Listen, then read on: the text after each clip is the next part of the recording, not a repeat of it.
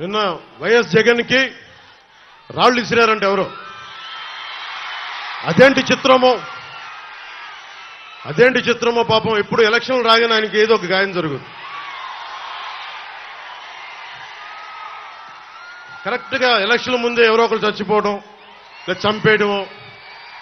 అంత high security CISF ఉన్న వైజాగ్ ఎయిర్పోర్ట్లో 2019కి కోడి కత్తితో గాయం చేశారంట అక్కడ.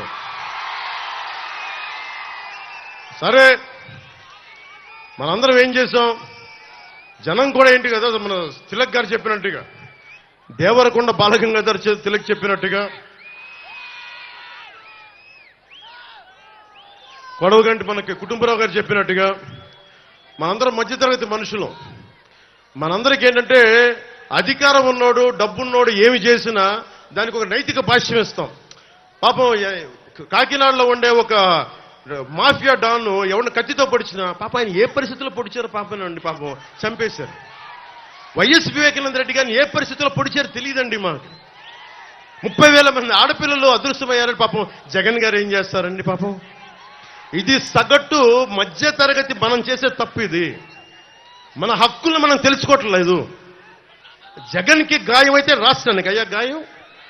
మీ జెడ్ కేటగిరీ సెక్యూరిటీ ఏం చేస్తుందా? మీ జెడ్ కేటగిరీ సెక్యూరిటీ చూసుకోరా మీరు? మరి చంద్రబాబు గారి మీద రాళ్లు కొట్టించినప్పుడు రాళ్ల వర్షమే కురిపించారా మీరు? అప్పుడు ఏమైపోయినాయి? అప్పుడు రాష్ట్రానికి గాయం జరగలేదా? అంటే మీ మీద ఇంత గులకరాయి పడితేనే గాయం అయిపోయినట్టు. ఏమో ఎవడు చేశాడో నా సంతాపం కదా, నాకు బాధ కలుగుతుంది. నన్ను అడిగారు ఈ రోజున స్టేట్మెంట్ ఇవ్వమని చెప్పారు మా పార్టీ వక్తలందరూ. సార్ జగన్ గారికి ఇలా దెబ్బ తగిలింది అంటే నన్ను ఏం చేయమంటారన్న? ఆయనకి కొంచెం మీరు త్వరగా కోలుకోవాలని ఇవ్వంటే ఏమో అది నిజమో అబద్ధమో నాకేం తెలుసు. అతనే ఇలా టక్కును కొట్టేసుకున్నాడేమో ఎవరికి తెలుసు? తెలియదు కదా. ఎందుకంటే కరెంటు పోయింది, దండలు ఉన్నాయంట. ఆ దండల్లో వాళ్ళే రాయిపెట్టి కొట్టుకున్నాడేమో, లేదు నిజంగా పోని ఒకసారి నాన్నా పులి కథలాగా ఒకసారి చెప్తే బాగుంటుంది. ప్రతిసారి ఎలక్షన్ రాగానే జరిగితే నిజంగా పులి వచ్చిన నాన్నా పులి కథలాగా అది అబద్ధం అనుకుంటాం. సరే, నిజంగా మీ మీద రాయిసి చూడండి, మీరు పట్టుకోండి. ఎదురుగా పొడిచిన వ్యక్తినే ఈ రోజు వరకు మీరు పట్టుకోలేదు. జైలు నుంచి అతను బెయిల్ ఇప్పించారు 5 సంవత్సరాల తర్వాత. కోడికత్తి వ్యక్తినే. ఈ సెంటిమెంట్ డ్రామాలు దయచేసి ఆపండి. ఈ నాటకాలు భరించలేకపోతున్నాం.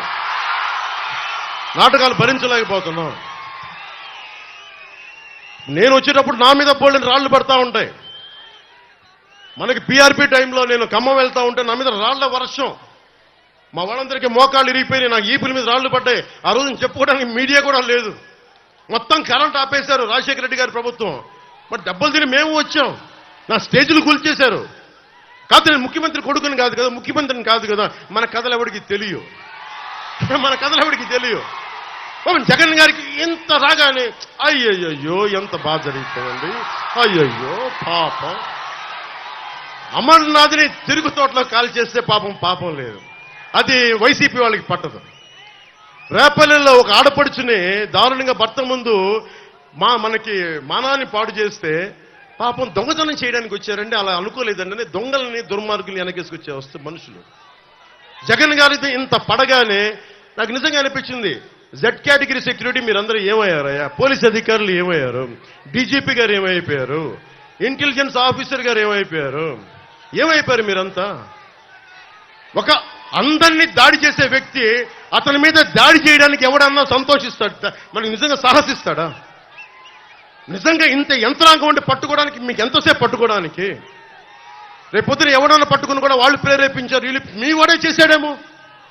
2019లో మీకు కూర్చోబెట్టి కోడి కత్తి కోసం జగన్ గారు సీఎం అవ్వాలని డ్రామా ఆడటానికి నేనే పొడిచానని ఆ అబ్బాయి చెప్పాడు. ఈరోజు అలాగే చేశారేమో కనుక్కోండి. కానీ నేను మీకు చెప్తున్నాను, ఇలాంటి డ్రామాలకి మనం పడాల్సిన అవసరం లేదు. దయచేసి పడకండి. నిర్ద్వందంగా దాన్ని తీసి పక్కన పెట్టండి.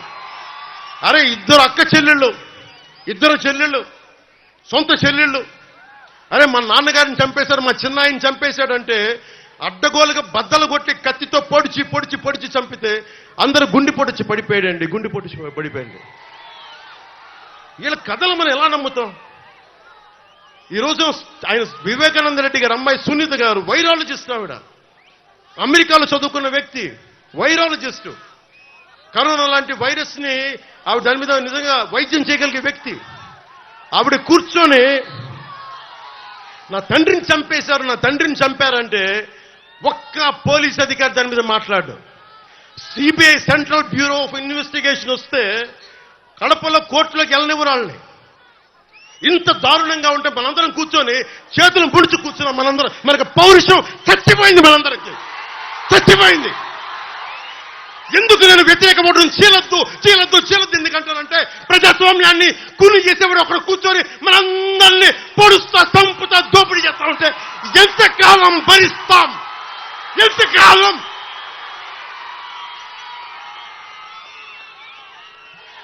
సుగాలి ప్రీతి 14 ఏళ్ల బిడ్డని స్కూల్కి వెళ్తే 10 మందిని నాశనం చేస్తే దాన్ని పట్టించుకోడు ఎవడు.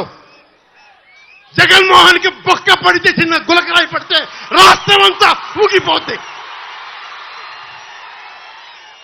సగటు మనిషి బాధ మనకి తెలియదు. సగటు మనిషి బాధ మర్చిపోయాం. నిజంగా నాకు ఆవేదన ఉంది, ఏడుపు వస్తుంది. తప్పు జగన్మోహన్ రెడ్డి కాదు, మందే. మనకు పౌరుషం చచ్చిపోయింది. ఇందాక తెనాలో చెప్పినట్టుగా దాస్యం చేసే కంటే కూడా చచ్చిపోవడం మేలు. దాస్యాన్ని ఆపేద్దాం. కొత్త కొత్త డ్రామాలతో ఈ ముఖ్యమంత్రి వస్తున్నాడు. అవి కూడా నేను మాట్లాడతాను. ఈరోజు ఒక పవిత్రమైన రోజు. భారత రాజ్యాంగాన్ని రాసినటువంటి వ్యక్తి, నిర్మాత అంబేద్కర్ గారి జయంతి. ఆ రోజున ఒక ఎస్సీ నియోజకవర్గం రావడం నా అదృష్టంగా నేను భావిస్తున్నాను. ఇక్కడ అనిత గారు ఉన్నారు.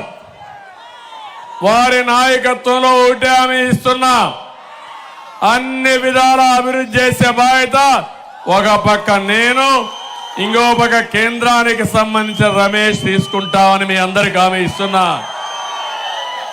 మొట్టమొదటిసారిగా ఆ మహనీయునికి నివాళులు అర్పిస్తూ ఈ సభను ప్రారంభిస్తున్నాను. అంబేద్కర్ గారు ఆ రోజే ఆలోచించారు. ఒక్క విషయం చెప్పాడు, రాజ్యాంగం ఎంత గొప్పదైనా దాన్ని అమలు చేసేవారు మంచివారు కాకపోతే ఆ రాజ్యాంగం మంచి ఫలితాలు ఇవ్వదని ఆయన ఆ రోజు చెప్పాడంటే జగన్మోహన్ రెడ్డి లాంటి దుర్మార్గుడు వస్తాడని అంబేద్కర్ గారు ఆ రోజే ఆలోచించారు. అవునా కాదా? అందుకే తమ్ముళ్ళు, రాజ్యాంగం మంచిది, అమలు చేసే వ్యక్తే దుర్మార్గుడు.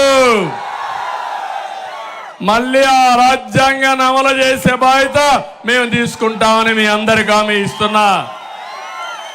అందుకే ఇప్పుడే అనిత గారు రాజ్యాంగం ఒక కాపీ కూడా నాకు ఇచ్చారు గుర్తు చేయడానికి.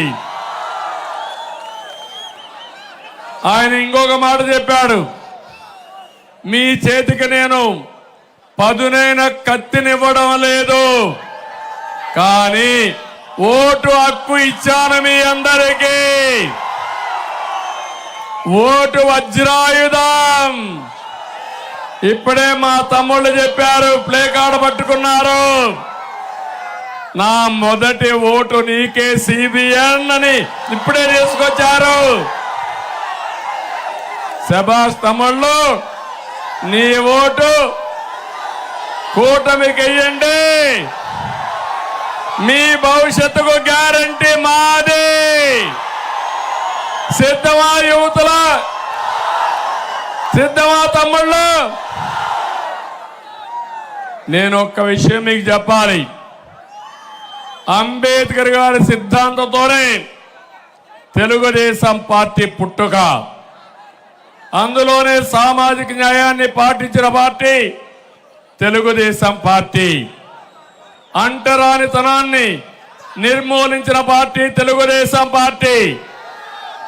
ఉమ్మడి ఆంధ్రప్రదేశ్ రాష్ట్రంలో జస్టిస్ పొన్నయ్య కమిషన్ వేసి 40 రికమెండేషన్లు ఇస్తే దాన్ని పూర్తిగా అమలు చేసిన పార్టీ తెలుగుదేశం పార్టీ అని చెప్పి తెలియజేస్తున్నా. ఒకప్పుడు 2 గ్లాసుల సిద్ధాంతం ఉండేది. దళితులంటే అడుగడుగున అవమానం ఉండేది. ఆ రోజుల్లో ఒక కమిషన్ వేసి పూర్తిగా నిర్మూలించి మీకు న్యాయం చేసిన పార్టీ తెలుగుదేశం పార్టీ. అవునా కాదా ఆలోచించండి. నేను అడుగుతున్నా, ఈరోజు 10 నియోజకవర్గాల్లో దళిత నియోజకవర్గాల్లో మీటింగ్లు పెట్టి వచ్చాను. ఇక్కడికి ఎక్కడ చూసినా ఇదే స్పందన. అందరూ నిర్ణయం చేసుకున్నారు, రేపు జరిగే ఎన్నికల్లో వైఎస్ఆర్ కాంగ్రెస్ పార్టీని ఏం చేస్తారు తమ్ముళ్ళు? ఏం చేస్తారు? భూస్థాపితం. మళ్ళా పైకి రాకుండా తాపీ మేస్త్రులు మీకు కూడా పనుంది. కాంక్రీట్ వేయాలి. వేస్తారా అని మిమ్మల్ని అడుగుతున్నా. గట్టిగా చప్పట్లు కూడా చెప్పండి, వేస్తామని. దళిత ద్రోహి జగన్మోహన్ రెడ్డి 27 దళిత కార్యక్రమాల్ని పథకాల్ని రద్దు చేసిన వ్యక్తి ఈ జగన్మోహన్ రెడ్డి. ఇక్కడే తమ్ముళ్ళు డాక్టర్ సుధాకర్ రావు జ్ఞాపకం ఉన్నాడా మీకు? ఆయన ఆత్మ ఇక్కడే ఉంది. ఒక మంచి డాక్టర్ని ఏమడిగాడు? మాస్క్ అడిగాడు. అవునా కాదా? మాస్క్ అడిగిన పాపానికి ఏం చేశారు? అవమానించి, హింసించి, వేధించి చనిపోయేట్టుగా చేస్తే అనిత గారు వీరినంతవరకు ఆయన ఆదుకోవడానికి ప్రయత్నం చేసింది, కానీ వీలుగానే పరిస్థితి. ఇప్పుడు ఆపరేషన్ లేకుండానే మోకాళ్లకు ప్లాస్మా ట్రీట్మెంట్. మీ ఆర్థోపెటిక్ సమస్యలన్నిటికీ రోబోటిక్ టెక్నాలజీ ద్వారా తక్కువ ఖర్చుతో శాశ్వత పరిష్కారం. Free consultation. ప్రతి ట్రీట్మెంట్ పై 20% డిస్కౌంట్. ఈ ఆఫర్ కొద్ది రోజులు మాత్రమే. త్వరపడండి. V9 hospitals 9281465842.